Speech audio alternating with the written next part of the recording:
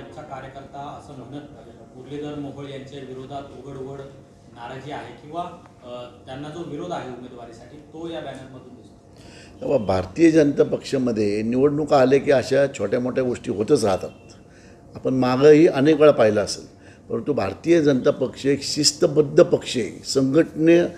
संघटनेतनं खालू पुण्यातून दिल्लीपर्यंत प्रत्येक गोष्ट जाते। त्यामुळे अशा कुठल्या बॅनरला किंवा अशा कुठल्याला पक्ष भीक घालेल असं मला वाटत नाही, कारण काही कारण नाही आहे। कुणी काही बॅनर लावतं, कोणी एखादा इच्छुक असतो, त्याचा छोट्या विचारधारेचा कार्यकर्ता असतो, तो आपल्या नेत्याला कुठेतरी अनस्टेबिलिटी दिसते बाबा आपल्या नेत्या बाबतीत, म्हणून तो कार्यकर्ता भावनेच्या भारत असे कुठले बॅनर लावतो। परंतु ह्या बॅनरला पक्षस्तरावरती काहीही किंमत नाही आहे।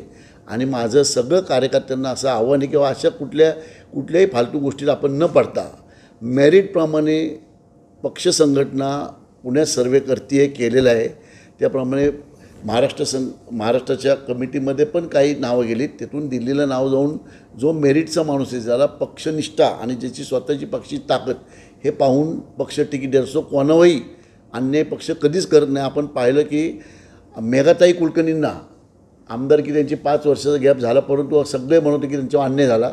पक्षश्रेष्ठींनी 6 वर्ष सर्वोच्च सभागृहातलं त्यांना सदस्यपद दिलेलं आहे। त्यामुळं कुठल्याही कार्यकर्त्याशी विचंबना करून घेऊ नये स्वतःची, कोणा अन्याय होईल, कोणावरही भारतीय जनता पक्षामध्ये कोणावरही अन्याय होणार नाही पुणे शहरात। वातावरण दूषित करण्याचा हा सगळा प्रकार आहे का, किंवा निवडणुका आल्यावरच अशी पोस्ट? मी आता आपल्याला म्हटलं की काही नेत्यांचे काही असंतुष्ट कार्यकर्ते असतात, ज्यांना स्वतःचे नेते विश्वास नसतो।